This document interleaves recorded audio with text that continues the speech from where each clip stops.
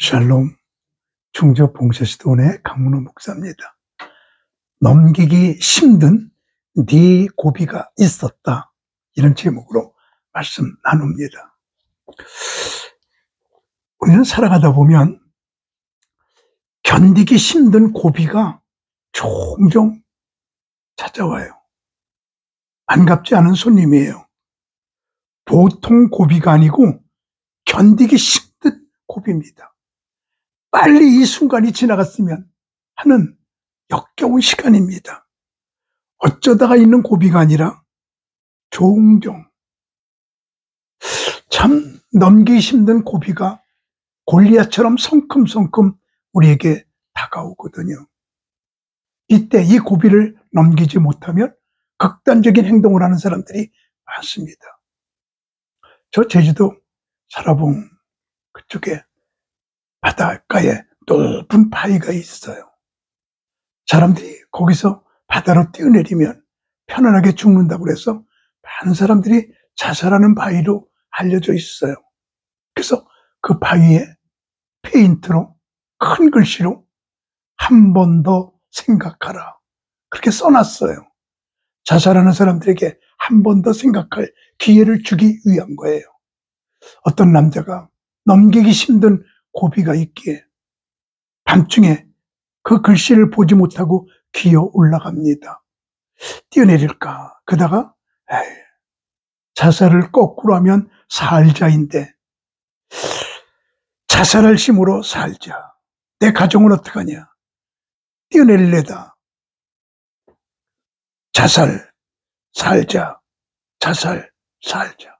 그러다가 아침이 됐어요. 한 번 더 굳게 마음을 먹고 살자. 그리고 바위를 기어 내려오는데 한 번 더 생각하라, 그 글씨를 보고 한 번 더 생각하고 올라가서 죽었대요. 우리에게 이런 고비들이 종종 찾아오곤 하거든요. 예수님께서 꼭 한번 해외에 나가신 적이 있습니다. 수로보니게 여인 얘기입니다. 두로 지방으로 예수님이 꼭 한번 해외에 나가셨는데, 거기에 갔더니 수로보니게 여인이 귀신 들린 딸을 데리고 예수님한테 와서, 예수님, 나를 불쌍히 여겨주세요. 내 딸이 귀신 들려 못 살겠습니다. 죽을 것 같습니다. 소리 지릅니다. 제자들이 막 가라고 그래도 가지 않고 소리 지릅니다. 그 여자는 악착같이 예수님 앞으로 와서, 주여, 저를 도우소서. 그랬더니 예수님께서 자녀의 떡을 취하여 개들에게 던짐이 마땅치 아니하다. 나는 이스라엘의 사람들의 영혼을 위해서 왔다. 그리고 거절합니다. 그랬더니 그 수로보니게 여인이, 주여, 올소이다마는 개들도 주인의 상에서 떨어지는 것으로 부스러기로 먹지 않습니까? 우리 이스라엘 백성들은 주인입니다. 나는 개입니다. 부스러기락도 좀 먹게 해주세요. 그랬더니 예수님께서, 여자야, 네 믿음이 크도다. 네 소원대로 되리라. 그리고 그 딸을 고쳐줍니다. 그 가정의 고질적인 문제가 해결되었어요. 이 교훈은 우리에게 커다란 축복의 암시를 주고 있습니다. 이 수로보니게 여인은 네 고비를 넘어 승리하고, 네 고비를 넘어 기도응답을 받게 되고, 네 고비를 넘어 목표 달성을 하게 되거든요. 우리가 살아가면서 극단적인 고비들이 우리를 괴롭힐 때가 많은데 네 고비 넘어야 됩니다. 이 여인은 불치병의 고비를 넘었어요. 내 딸이 흉악하게 귀신 들렸나이다 라고 수로보니게 여인이 예수님에게 고백했는데, 흉악하게 라고 하는 말을 분석해 보니까 불치병이에요. 의사들 다 못 고치는 병이에요. 난치병이에요. 포기하는 병이에요. 그런데 이 불치병을 불치병으로 내버려 두지 아니하고 예수님이 함께하면 됩니다. 하나님이 함께하면 됩니다. 기적이 일어납니다. 불치병의 그 고비를 포기하지 않고 극복한 여인이 수로보니게 여인입니다. 우리 얼마 전에 긍정의 힘이라는 책이 많이 팔렸죠. 거의 다 읽었을 겁니다. 오스틴 목사님이 쓰신 겁니다. 저는 오스틴 목사님이 목회하는 교회를 가본 적이 있어요. 어마어마해요. 농구장을 사가지고요. 큰 실내 농구장을 사가지고 교회로 그것을 바꿨더라고요. 좀 아쉬웠던 거는 교회 입구에 예수님 동상이 있는 게 아니고 아버지 어머니 동상이 다 세워져 있더라고요. 그래서 조금 거부감을 느끼긴 했습니다. 어머니가 2004년도에 간암으로 진단을 받았는데 의사 선생님이 몇 주 못 살겠습니다. 그럽니다. 아니, 몇 달도 아니고 몇 주라고요? 의사가 포기합니다. 그럴 때 집에 돌아와서 가족 식구들이 선언합니다. 의사가 포기해도 하나님이 포기하지 않는 한 포기하지 말자. 그리고 성경에서 긍정적인 말들 다 뽑아냅니다. 200여 개. 내게 능력 주시는 자 안에서 내가 모든 것을 할 수 있느니라. 내게 능력 주시는 자 안에서 내가 모든 걸 할 수 있다. 긍정적인 말만 뽑아내갖고 그것만 읽습니다. 고침받았어요. 20년이 지난 지금까지도 건강해요. 그 긍정의 힘, 그 책이 100만 권이 팔렸어요. 10,000원씩만 쳐도 100억을 벌었다는 얘기예요. 엄청나죠. 우리 형, 불치병, 난치병, 수로보니 교회는 그 고비를 넘었습니다. 지금 병으로 고통당하고 있는 분들 계시면 포기하지 마세요. 하나님이 포기하지 않는 한 포기하지 마세요. 저는 목회하면서 엄청나게 많이 이런 기적을 체험했습니다. 다른 데도 말할 거 없이 저희 아내도요. 지금부터 30년 전에 제가 붕해 갔다 오니까 아산병원에 입원해 있어요. 난 입원한지도 몰랐죠. 병원으로 달려갔어요. 아산병원의 유창식 박사님이 저를 앞에 놓고 A4 용지에 아내의 직장 그려놓으면서 목사님 여기 직장 암 임파선 넘었습니다. ONC 환자입니다. 오픈 앤 크로스 열었다가 닫을 겁니다. 불행합니다. 온 교인들이 밤을 지새우며 기도했습니다. 30년이 지난 지금까지 건강합니다. 기적을 맛보았습니다. 하나님이 함께하면 됩니다. 소망을 가지십시오. 둘째로 수로보니게 여인은 왕따의 고비를 넘었습니다. 가서 예수님에게 딸을 고쳐달라고 소리 지를 때 제자들이 예수님과의 사이를 막습니다. 사람들이 못 가게 합니다. 귀신 들린 어린아이의 어머니라고 깔봅니다. 적대시합니다. 심지어 예수님이 개라고 말합니다. 나 개한테 이런 거 안 줘. 모욕 중에 모욕이요. 왕따 중에 왕따요. 아픔 중에 아픔을 당하잖아요. 세상에 그런 모욕이 어디 있습니까? 그런 왕따. 그럼에도 불구하고 그는 기어코 예수님 앞으로 갑니다. 왕따라고 하는 것이 외로움이에요. 사람들이 인정해주지 않는 거예요. 실존주의 철학자 하이데거는 현대인을 두 가지로 표현하는데, 밤에 배가 파손됐습니다. 널조각 하나를 붙잡고 밤을 지새우며 그 캄캄한 밤에 널조각 하나 붙들고 있는 이게 현대인이다.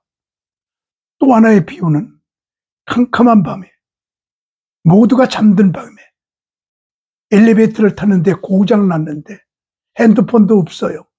연락할 데가 없어요. 누가 아침에 고장난 걸 발견하고 고치는 수밖에 없어요.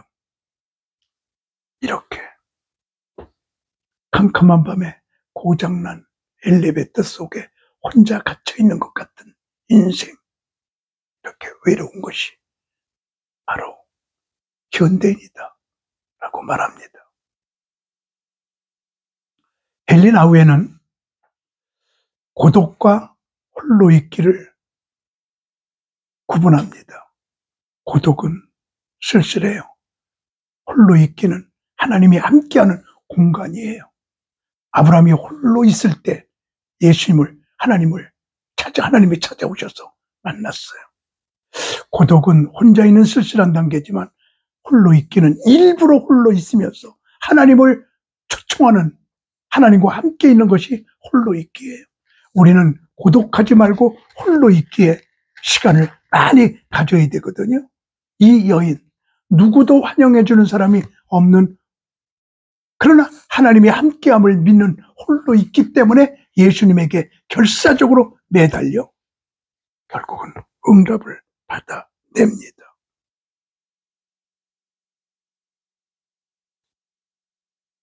바울, 예수님을 다메섹 도상에서 만났을 때 아라비아 사막으로 가서 아무하고 의논하지 않고 3년 동안을 홀로 있기, 하나님과 함께 있으면서 영성을 축적합니다. 드디어 목사 중에 목사 바울, 선교사 중에 선교사 바울, 영성가 중에 영성가 바울, 성경을 쓰는 저술가 중에 저술가 바울, 역사상 최대의 인물이 거기서 탄생돼요. 왕따를 극복했어요. 홀로 있기를 자초했어요. 수로보니게 여인, 왕따를 극복했습니다. 엘리야도 이세벨이 죽이려고 할 적에 부엘셰바로 도망가 로뎀나무 밑에 두고 죽기에 넉넉하오니 나 차라리 내 생명 걷어가 주세요 라고 홀로 있기에 시간을 갖습니다. 그리고 다시 일어나 용기 백배하여 일하게 됩니다. 이 수로보니게 여인은 불치병의 고비, 왕따의 고비, 누가 알아주지 않아요. 아무도 알아주지 않아요. 우리 알아달라고 할 필요도 없어요. 하나님만 알아주시면 행복한 삶, 이런 삶을 우리는 살아야 돼요. 그리고 세 번째로 수로보니게 여인은 자존심의 고비를 극복했습니다. 여러분은 한번 생각해 보세요. 예수님께서 개라고 그러는데 얼마나 자존심 상했을까요? 그래요. 나는 개 같은 년이에요. 주인 상에서 부스러기 떨어지면 그거 먹고 살게요. 그래도 고쳐주세요. 자기 자존심을 몽땅 다 박살내고 내려놓고 주님 앞에 엎드릴 때 주님께서 여인아, 네 믿음이 크도다. 네 소원대로 될지어다 말씀합니다. 주님 앞에서 자존심이 어디 있어요? 사실은 우리가 가장 견디기 힘든 게 자존심 상할 때입니다. 우리 자존심 상하면 못 견딥니다. 참 어렵거든요. 그래도 시켜야 됩니다. 어떤 남자가 전과 16범이에요. 40살이 될 때까지 교도소 들락날락 16번. 그러다가 이제는 안 되겠다 그러고 결심했습니다. 교회로 발걸음을 옮깁니다. 착실하게 신앙생활을 합니다. 완전히 변화된 것 같이 보였습니다. 목사님이 기특해서 한 착실한 여인을 중매해서 가정을 이루어 행복하게 삽니다. 몇 년 흘렀습니다. 참 이제는 완전히 변화된 사람으로 이제는 정착된 것 같았습니다. 누가 봐도 그랬습니다. 그러던 어느 날 사소한 문제 가지고요, 아내와 사소한 말다툼 끝에 아내가요, 자기도 모르게 전과자니까 할 수 없지 말을 했어요. 그 남자의 자존심을 쑤셨습니다. 그리고 앞에 있는 유리컵을 집어가지고 아내한테 던졌는데 머리 급소에 맞아서 그 자리에서 직사했습니다. 다시 교도소로 갔습니다. 아내를 죽인 죄, 평생을 감옥에서 살게 됐습니다. 참, 이 자존심. 우리 남의 자존심 건들면 안 되고요. 또 우리 자존심 상하지 않도록 하고요. 또 자존심 상할 적에 자존심 상한 것을 이길 수 있는 비결을 배우면서 꿀꺽꿀꺽 참는 훈련. 화날수록 목소리가 작아지시오. 에바그리우스의 말이거든요. 그런 영성을 우리가 쌓아야 됩니다. 이 수로보니게 여인의 위대한 것이 자존심을 그가 가졌다는 것, 자존심을 이겼다는 것. 제가 성경의 뒷얘기 좀 해볼까요? 성경에 없는 거니까 믿지 마시고 재미있게 들으세요. 예수님이 12명의 제자를 데리고 산기도 가십니다. 베드로가 예수님과 더불어 13명이 먹을 도시락을 싸서 등에 짊어졌는데 그게 닭다리였어요. 베드로가 산을 올라가다가 배가 고파서 몰래 닭다리 하나를 꺼내서 혼자서 먹었습니다. 그것을 가룟 유다가 봤습니다. 그래서 가룟 유다는 그걸 알았습니다. 이제 기도하다가 점심시간이 되니까 자, 우리 밥 먹자. 그리고 닭다리를 다 펼쳐놨을 때 닭 한 마리가 닭다리가 하나밖에 없어요. 그랬더니 가룟 유다가 베드로가 먹었지요? 소리 지릅니다. 그때 베드로는 내가 배고파서 먹었어요. 그리고 고백한 게 아니고요. 안 먹었어요. 그럽니다. 그러니까 예수님은 뭔지를 알아셨어요. 베드로의 자존심을 살려주려고 어떤 닭은 다리가 하나밖에 없는 닭도 있단다. 그리고 베드로를 감쌉니다. 베드로는 아까 먹었으니까 그냥 닭다리 하나 거 자기가 먹었어요. 그리고 기도 많이 하고 내려오는데 양계장이 있었습니다. 닭 한 마리가 한 다리를 들고 한 다리는 날개 속에 감추고 한 다리로 서 있어요. 그때 그냥 지나가면 되는데 베드로가 가룟 유다 앞에서 저것 봐, 어떤 닭은 다리가 하나밖에 없잖아. 그렇게 말합니다. 그랬더니 예수님께서 지나가시면서 그 닭을 툭 건드렸더니 숨겨졌던 닭다리가 딱 나왔어요. 그런 에피소드가 있습니다. 성경에 없습니다. 의경입니다. 그냥 재미로 들으면 됩니다. 자존심 얘기하고 있는 겁니다. 우리 자존심 이겨야 됩니다. 자존심 상할 때 극복할 수 있어야 됩니다. 수로보니게 여인이 그랬습니다.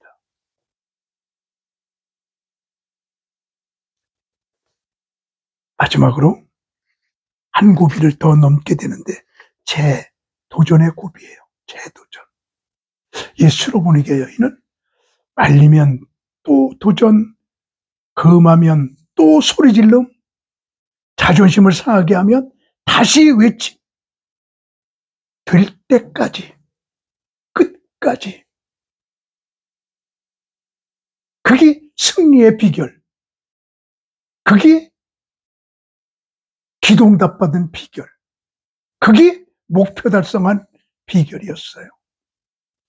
여기서 우리는 이런 표를 하나 만들 수 있습니다.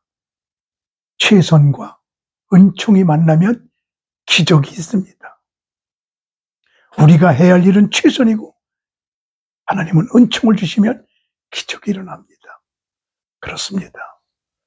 이 수로보니게 여인은 넘기기 힘든 네 고비를 넘겼습니다. 이 고비, 우리들에게 종종 오는 그런 고비거든요. 불치병의 고비, 왕따의 고비, 자존심 상하는 고비, 재도전하려고 하는 고비, 이 네 가지 합쳐진 작품이 수로보니게 여인이 딸이 고침받은 이야기예요. 예수님은 어제와 오늘 영원토록 동일하십니다. 우리 곁에 계십니다. 그 예수님과 더불어 이런 기적이 우리 가정과 우리에게 일어나게 되기를 원합니다. 샬롬.